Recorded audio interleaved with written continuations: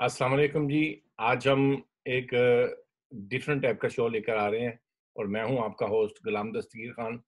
क्योंकि हमने पहले कल कोरोना के ऊपर भी किया प्रोग्राम, आज हमारा इरादा था कि हम मजहबी हिसाब से किसी आलम से, किसी नॉलेजफुल आदमी से बातचीत करें। हमारे साथ कारी साहब हैं आज। हमने सोचा कि भी इनसे भी पूछा जाए कि कैसा है सब साहब। कि मेरे दोस्त राजा मसरत इकबाल मेरे साथी जो हैं वो आपको पूरा तारीफ कराते हैं कारी साहब का। तो हम चलते हैं राजा मसरत साहब की तरफ। जी जी, बहुत शुक्रिया जनाब गुलाम दस्तगीर साहब। जी, आज हमारे साथ मौजूद हैं जनाब बरतानिया जमात अहले सुन्नत के जनरल सेक्रेटरी आलम दीन जनाब अलामा कारी अब्दुल अजीज चिश्ती साहब।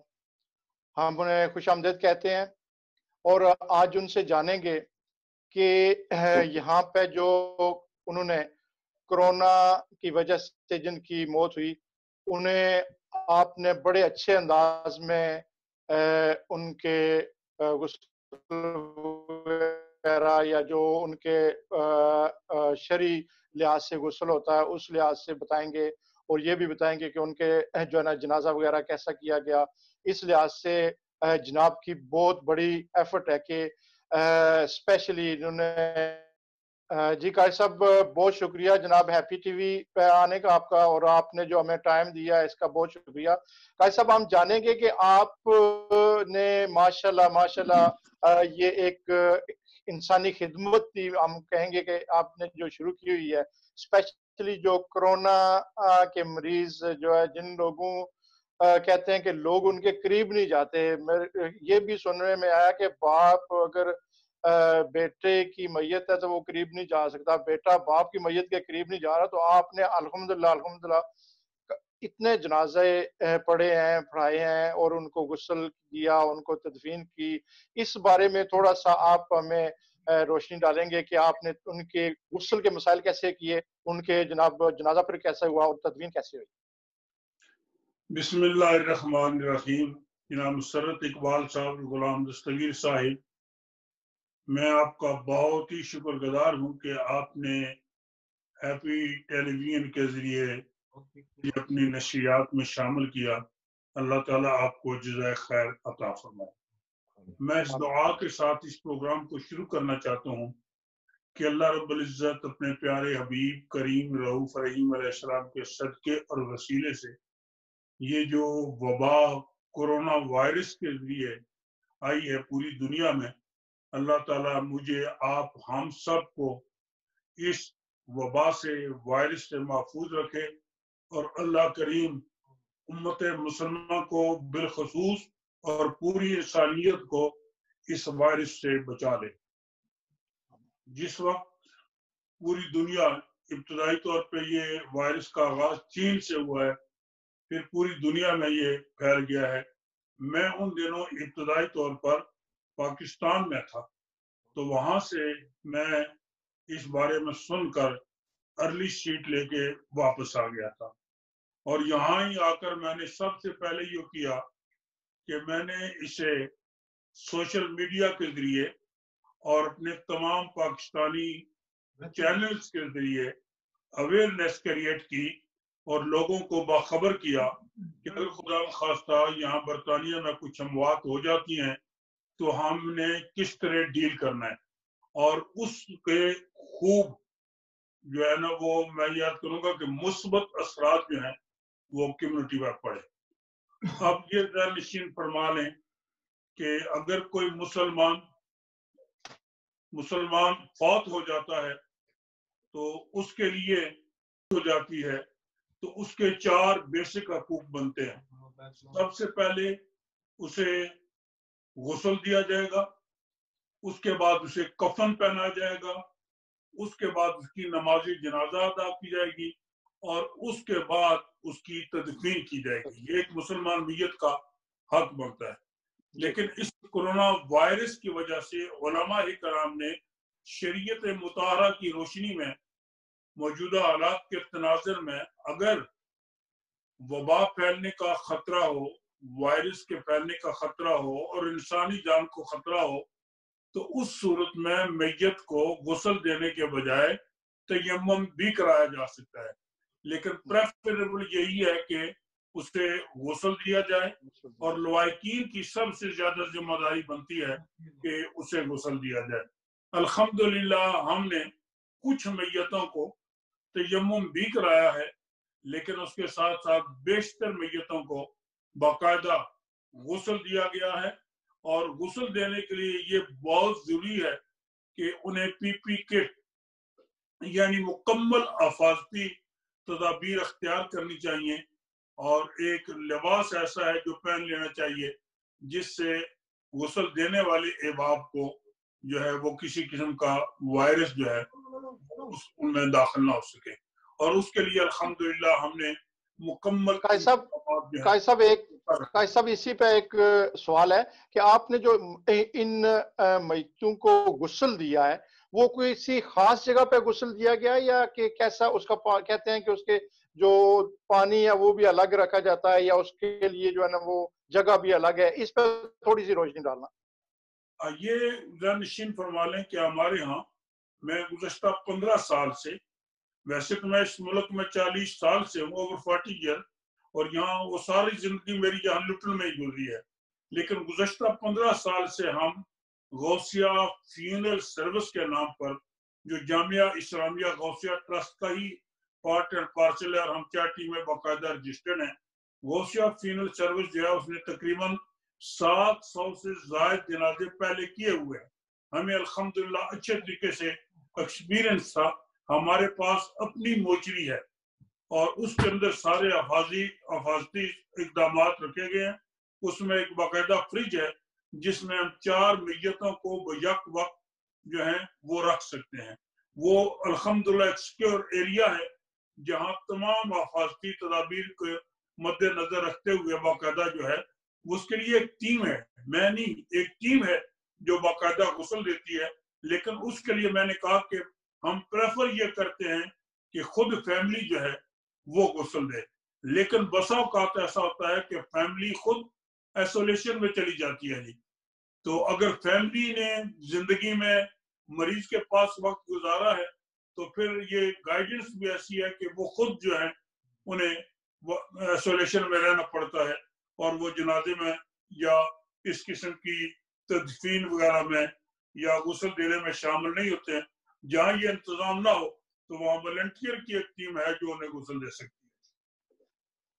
ٹھیک، تو غسل جو ہے نا وہی جگہ جو یہاں پہ دیا جاتا ہے جس طرح آپ پہلے غسل وغیرہ دیتے تھے، جس طرح آپ نے فرمایا کہ اس کے لیے ایک الگ کٹ ہوتی ہے، تو وہ کٹ جو ہے نا وہ ایک ہی بار یوز ہوتی ہے یا اس کے بعد دوبارہ یوز کی جا سکتی ہے؟ یا وہ کٹ ایک مرتبہ ہی جو ہے وہ استعمال ہوتی ہے، لیکن جس جگہ جس میز پر یا جو ٹیبل بنا ہوا ہے اس پہ جس پہ رکھ کر میت کو غسل دیا جاتا ہے، یہ بھی میں یاد کر دوں کہ ابتدائی طور پر ہاسپٹل سے جب ہم میت کو ریسیو کرتے ہیں تو وہ باقاعدہ ایک بیگ کے اندر، سیل بیگ کے اندر ہوتی ہے۔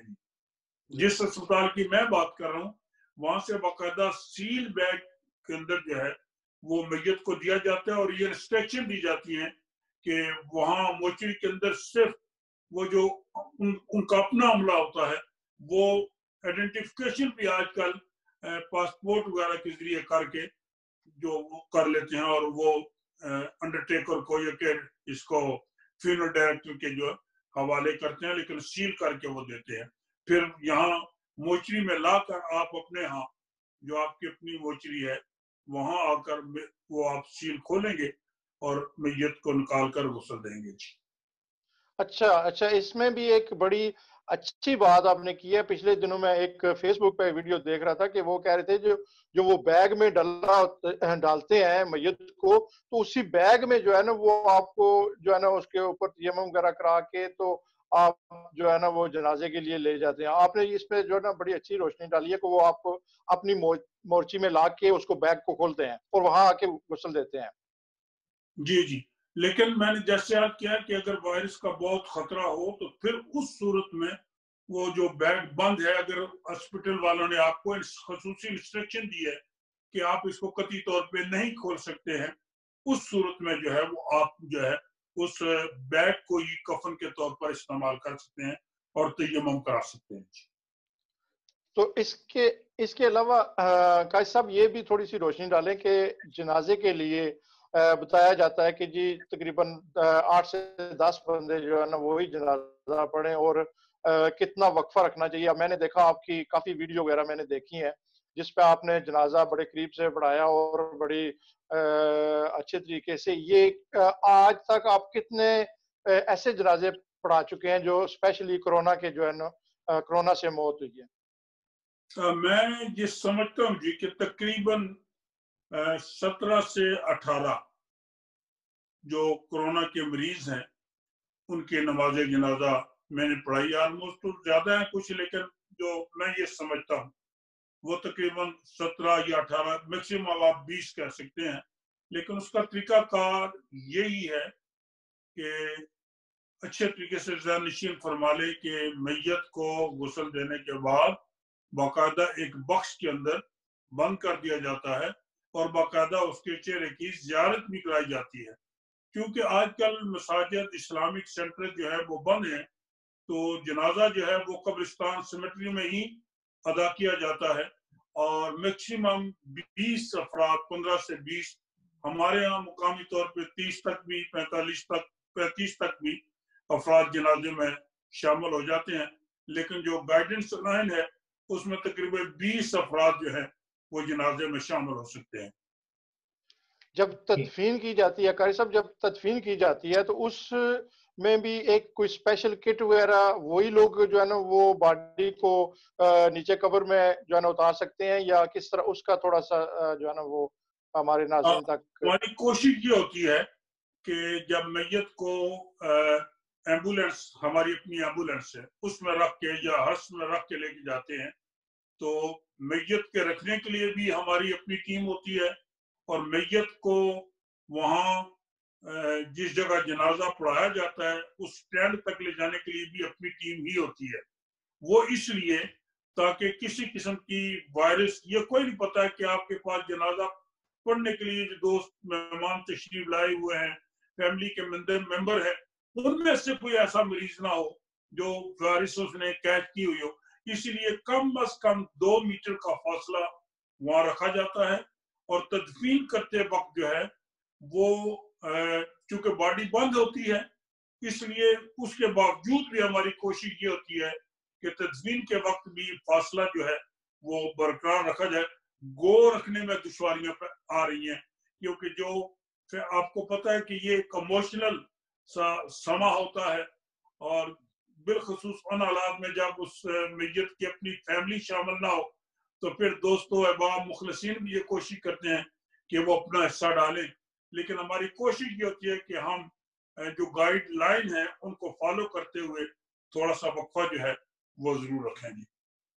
جی قاری صاحب، ایک سوال میں بھی پوچھنا چاہ رہا ہوں کہ غلام دستگیر آپ نے تو ماشاءاللہ بڑا اچھی طرح تفصیلاً بتا دیا ہمیں، کیونکہ ہم لوگ جیسے میں نے پہلے بھی آپ کو بتایا کہ کافی ساری چیزوں کے علم نہیں ہمیں. ظاہر ہے انسان کو جس چیز سے پالا پڑتا ہے وہی پتہ چلتا ہے.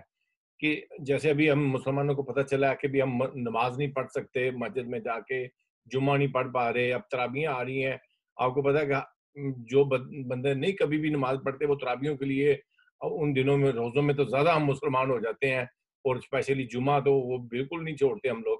تو ہمارے لیے اب آگے مشکل بھی آ رہا ہے، کیونکہ ہم لوگوں کو اگر کہا جائے کہ بھی اگر آپ مر جاؤ گے تو مسجد میں نہ آؤ، تو ہم پھر بھی کہیں گے نہیں اب مر جائیں، بے شک خیر ہے مسجد میں جانا چاہتے ہیں. تو لوگوں کو تھوڑا سا یہ بھی گائیڈ کر دیں کہ اس صورت میں ہم لوگ گھروں میں کیسے رہ سکتے ہیں، کیسے عبادت کر سکتے ہیں تھوڑا سا. اور ہمیں اگر ایسے جیسے اسلام میں بھی فرمایا ہے کہ اگر آپ کو بیماری ہو ہے تو آپ باہر نہ نکلیں، پھیلے نہ، اور دوسرے علاقے میں نہ چلے جائیں. تو کیا کرنا چاہیے ذرا اس میں تھوڑا سا ڈیٹیل میں ذرا بتا دیں تو ذرا اچھا ہوگا، مہربانی. غلام دستگیر صاحب بڑا خوبصورت آپ نے سوال کیا ہے، لیکن اس سوال کے جواب دینے سے پہلے میں ایک چھوٹی سی گزارش یہ کرنا چاہتا ہوں مسرت صاحب کے حوالے سے کہ یہ جو خوف و ہراس ہے نا جی، اس سے ہم سب کو نکلنا ہے جی. بہت سے لوگ یہ سمجھتے ہیں کہ اس بیماری سے جو ہے بہت بڑی وبا پھیل جائے گی جی، قریب نہیں جانا چاہیے. یقیناً اس کے کچھ خطرات ہیں لیکن اتنی بھی بڑی وبائی بیماری نہیں ہے کہ ہم چھوڑ کے سے بھاگ جائیں. جیسے کہ میں نے آپ سے بھی عرض کیا ہے کہ مجھے میرے اپنے ڈاکٹر نے منع کر رکھا ہے، میری ایج فیکٹر بھی 73 میں جا رہا ہوں میں ابھی، لیکن اس کے باوجود اللہ تعالیٰ کے فضل و کرم سے اور آپ جیسے مخلص ترین دوستوں کی دعاؤں کی وجہ سے الحمدللہ بالکل ٹھیک ہے۔ ہمارا ایمان اتنا پکا ہونا چاہیے کہ ہم اپنے بھائی کی تدفین میں شامل ہو رہے ہیں، جنازے میں شامل ہو رہے ہیں، حصول ثواب کے لیے شامل ہو رہے ہیں، تو اللہ ہماری مدد بھی کرے گا۔ اب آئیے آپ کے سوال کی طرف۔ جی، ماہ رمضان شریف اللہ تعالیٰ کی رحمتوں برکتوں کے نزول کا مقدس مہینہ اور قرآن پاک کے نزول کا بابرکت اور مقدس مہینہ ہے۔ یقیناً اپنی رحمتیں اور برکتیں لے کے آ رہا ہے، لیکن یہ ہماری ٹریڈیشن ہے جیسے آپ نے کہا، اور یہ مسلمان کا خاصہ ہے کہ اس ماہ مقدس میں وہ یہ سمجھتا ہے کہ اللہ تعالیٰ کی عبادت کرنے سے کئی گنا زیادہ ثواب ہوتا ہے، تو وہ ثواب حاصل کرنے کے لیے گھر گھر کے اندر قرآن مجید کھل جاتے ہیں، مسجدیں آباد ہو جاتی ہیں، لوگ نماز تراویح کے لیے آتے ہیں، قرآن مجید سنتے ہیں، رمضان کے آخری عشرے میں اعتکاف بیٹھ جاتے ہیں۔ یہ ساری ہماری جو ہے یہ ایک نئے جذبے کے تحت مسلمان ماہ رمضان کو کا استقبال کرتا ہے۔ افطاریوں کے لیے اجتماعات ہو جاتے ہیں، خوشیاں تقسیم ہو جاتی ہیں، لیکن اس دفعہ اس کورونا وائرس کی وجہ سے ہر طرف جو ہے وہ گہما گہمی نہیں ہوگی، مساجد بھی بند ہیں اور مساجد کے اندر آپ اجتماعات بھی نہیں کر سکیں گے، تو اس لیے آپ کو چاہیے کہ آپ اپنی عبادات گھروں میں رکھیں، باہر نہ نکلیں، اور اپنے گھر کو مسجد کا درجہ دے دیں، اپنی فیملیز کے ساتھ اپنے بچوں کے ساتھ آپ نماز پڑھیں، ایک کمرے میں بیٹھ کر قرآن مجید کھل جائے گا، گھر کے افراد بیٹھے ہوئے قرآن مجید کی تلاوت کر رہے ہوں گے، نمازیں پڑھ رہے ہوں گے، قرآن مجید سن رہے ہوں گے، تو گھر کے اندر بھی برکت ہوگی، اور یہ پورا سال اس طرح جو ہے وہ نظام چلتا رہے گا۔ ہماری مائیں بہنیں وہ بیٹیاں جو مساجد میں نہیں جاتی وہ اپنے بچوں کو ساتھ کھڑے کر کے نماز پڑھنے گی، اور افطاری کا خصوصی اہتمام کرنا ہے کہ گھر کے افراد ہی جو ہے وہ افطاری میں شامل ہوں، باہر فیملیز کو نہ بلائیں، کیونکہ اس سے بیماریاں جو ہے، افطاری کرنا سنت ہے، ثواب ہے، سب کچھ ہے، لیکن کہیں ایسا نہ ہو کہ آپ کسی آدمی کو باہر سے بلا لیں یا آپ باہر ان کے گھر جا کر شامل ہوں، تو اس طرح بیماریاں جو ہیں وائرس جو ہے وہ پھیل سکتا ہے۔ اس لیے ہمیں بہت احتیاط کرنی ہوگی اس ماہ رمضان شریف میں، اور اپنی مساجد کے اندر مسجد کھلی ہوئی ہے، لاکمی مسجد کے اندر امام صاحب اور چند مقتدی جو ہیں وہ باقاعدہ نماز پڑھتے ہیں، اذان دیتے ہیں۔ ہمارے یہاں الحمدللہ نماز ہے، اذان ہے، جمعے کی نماز ہے، لیکن اجتماعات نہیں ہے، بہت مختصر، تاکہ مسجد کا تقدس بھی برقرار رہے اور عوام تک ہماری آواز بھی پہنچی رہے۔ آج کل تو گھروں کے اندر وہ ریڈیو لگے ہوئے ہیں جی، امام صاحب اذان دیتے ہیں اور گھر کے اندر آواز چلی جاتی ہے، قرآن مجید کی تلاوت کو گھر میں بیٹھ کر سن سکتے ہیں۔ ہم نے بھی اہتمام کیا، انشاءاللہ حافظ صاحب قرآن مجید سنائیں گے اور چند نمازی قرآن مجید سنیں گے، گھروں کے اندر آپ قرآن مجید سن سکتے ہیں حصول برکت کے لیے۔ قائد صاحب ایک اسی پہ جو ہے نا، جس طرح آپ نے بولا کہ حافظ صاحب جب قرآن مجید سنائیں گے، ریڈیو وغیرہ لگے ہیں، کیا جو گھر میں بندے ہیں وہ وہی نماز ادا کر سکتے ہیں کہ حافظ صاحب قرآن پاک؟ بڑا ویلڈ سوال آپ نے کیا ہے۔ نہیں، آن لائن آپ قرآن مجید سن سکتے ہیں، جی، پڑھ سکتے ہیں، جیسے کلاسز ہیں، لیکن جی، نماز جماعت کے لیے آپ کا وہاں موجود ہونا جو ہے وہ ضروری ہے۔ جنازہ اور تدفین کے حوالے سے جو ہے نا آپ نے بات کی ہے، آپ کا بہت شکریہ، آپ کے ٹائم کا بہت شکریہ۔ ہیپی سر بھائی صاحب اگر میں آپ کے یہ پاس، عرض کروں گا کہ ایک دو باتیں ایڈیشنل میں عرض کرنا چاہتا ہوں۔ جی جی ایک جی، تو یہ ہے کہ تمام قسم کی غلط فہمیوں سے دور رہنا چاہیے۔ یہ جو لوگ افواہیں پھیلا رہے ہیں، میں پرسوں ایک جنازہ تو پرسوں ترسوں ہمارے ایک بہت ہی عزیز ہیں، آپ غالباً انہیں جانتے ہوں گے، کہ وہ میر پور میں ڈسٹرکٹ سیشن جج ہیں، جناب منشا غوث صاحب۔ ان کے والد صاحب کا انتقال ہو گیا تھا، انہوں نے مجھے وہاں سے ٹیلی فون کیا، میر پور سے، تو انہوں نے کہا کہ ہم تو یہاں سن رہے ہیں کہ جنازہ بڑا مشکل ہوگا جی، معاملات ایسے ہیں. میں نے پھر وہ آن لائن انہوں نے وہاں بیٹھ کر جنازہ دیکھا. ایک تو کسی قسم کی افواہیں جو ہیں وہ نہیں پھیلانی چاہیے. دوسرا میں یہ عرض کرنا چاہتا ہوں کہ مقامی طور پر کونسلز کے ساتھ اب یہ دیکھیں کہ یہاں کیا معاملہ ہے. یہاں کی گورنمنٹ بڑا تعاون کر رہی ہے. اب اگر کسی بھی شخص کا انتقال ہو جاتا ہے ہاسپٹل کے اندر یا گھر کے اندر ہو تو جی پی نے اگر 28 ڈیز پہلے دیکھا ہے، خود پریکٹیکل نہیں دیکھا ہے، فیس بک کے ذریعے دیکھا ہے یا ٹیلی فون کے ذریعے دیکھا ہے، تو وہ سرٹیفکیٹ ایشو کر سکتا ہے. بریمنٹ افسر جو ہے وہ کاز آف ڈیتھ ایشو کرے گی اور اسٹیٹ میں وہ رجسٹرار آفس کو بھیج دیں گے. رجسٹرار آفس ڈائریکٹ جو ہے وہ آن لائن ٹیلی فون کے ذریعے فیملی سے رابطہ کر کے رجسٹریشن کر دیں گے اور وہ سارے ڈاکومنٹ جو ہیں وہ فینو ڈائریکٹر کو بھیج دیں گے. ہمارے یہاں لیوٹن میں الحمدللہ جو بریمنٹ آفیسر ہے وہ بہت اچھی خاتون ہے اور پورا ان کی جو پوری ٹیم ہے وہ ہمارے ساتھ تعاون کر رہی ہے. رجسٹرار آفس والے مکمل ان کی ٹیم ہمارے ساتھ تعاون کر رہی ہے. کارنل افسر جو ہیں وہ تعاون کر رہے ہیں. کونسل کے اندر سیمیٹری کے اندر 7 days کسی وقت، اور اس کے ٹائم بھی انہوں نے ایکسٹینڈ کر دیا جی 7-8 بلکہ ایک تدفین 9 بجے بھی ہوئی ہے جی. تو جب تک لائٹ ہے وہاں تدفین ہو سکتی ہے، لیکن اس کے لیے ہمیں اپنے محکموں کے ساتھ اچھے طریقے سے اپنے روابط رکھنے ہوئے. الحمدللہ ہمارے روابط جیسے میں نے عرض کیا ہے جتنے ڈاکٹرز ہیں ان کے ساتھ ہیں، اور الحمدللہ ہماری لیوٹن بار کونسل کے اندر 16 یا 17 کونسلرز ہیں جی، اور بالخصوص 3 کونسلر ایسے ہیں میئر آف دی لیوٹن الحمدللہ ویری ایکٹیو مین، اور اس کے ساتھ ہیں کونسلر وحید اکبر صاحب ہیں، کونسلر راجہ محمد اسلم صاحب ہیں اور کونسلر خدیجہ ہے. یہ کیبنٹ ممبر بھی ہیں اور الحمدللہ یہ وحید اکبر اور کونسلر اسلم صاحب جنازوں میں بھی ہمارے ساتھ شامل رہے جی، بیشتر جنازوں میں. تو اگر ہم اپنی کوارڈینیشن کو جاری رکھیں تو میں سمجھتا ہوں کہ اچھی سہولیات جو ہیں وہ ہو سکتی ہیں. میں یہ سمجھتا ہوں کہ ہمارے علماء کرام بھی الحمدللہ ہم سب ایک آن بورڈ ہے اور مل کے کام کر رہے ہیں دائیں بائیں، اور ہمیں یہ چاہیے کہ ہم اس دکھ اور سکھ میں، اب اگر سکھوں میں شامل رہے ہیں تو دکھوں میں بھی اپنی کمیونٹی کے ساتھ کھڑے رہیں. اگر آپ کمیونٹی کے ساتھ کھڑے رہتے ہیں تو اللہ بھی راضی ہے، اللہ کا رسول بھی ہے، اور جن کے ساتھ آپ نیکی کر رہے ہیں وہ بھی آپ کے ساتھ ہیں. اور اس مشکل وقت میں یہ سمجھتا ہوں کہ ان کے ساتھ کھڑا ہونا بہت بڑا اجر و ثواب ہے. ہمیں ان کے دکھ درد میں شامل ہونا چاہیے، اللہ کے حضور میں صدق دل سے دعا کرنی چاہیے.